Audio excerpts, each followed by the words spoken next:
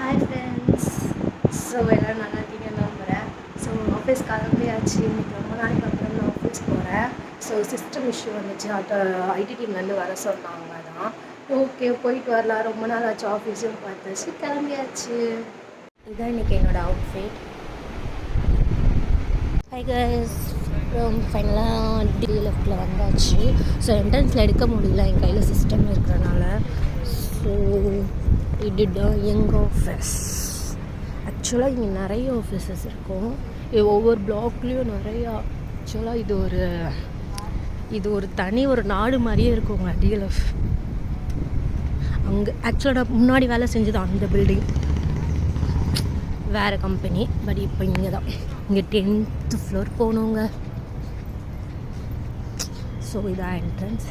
Okay bye. So ஃபைனலாக office முடிஞ்சது, system submit பண்ணிட்டேன். எனக்கு தரல ரிட்டன். ஸோ நாளைக்கு தான் தருவாங்க. நாளைக்கு ஆஃபீஸ் வரணும் போல். பட் டயர்டாக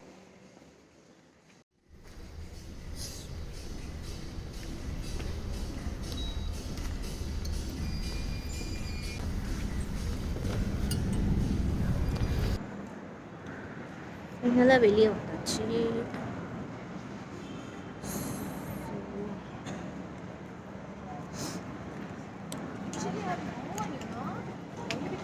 டைம் 6:30 ஆகிடுச்சு. 6:31 டைம்.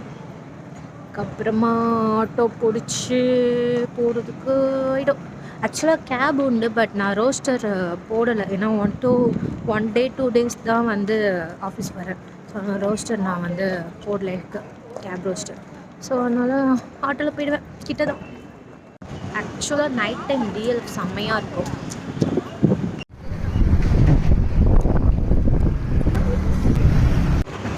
சொன்னால பழைய ஒரு வ்ளாக்லேயே சொல்லியிருப்பேன், என்னோட முந்தின வ்ளாக்லேயே சொல்லியிருப்பேன். டிஎல்எஃப்ல எங்கள் பிளாக்லேருந்து என்ட்ரன்ஸ் போகவே எனக்கு நடந்து போகவே 20 minutes ஆகுங்க. அவ்வளோதான், நடந்துகிட்டே இருக்க வேண்டியது.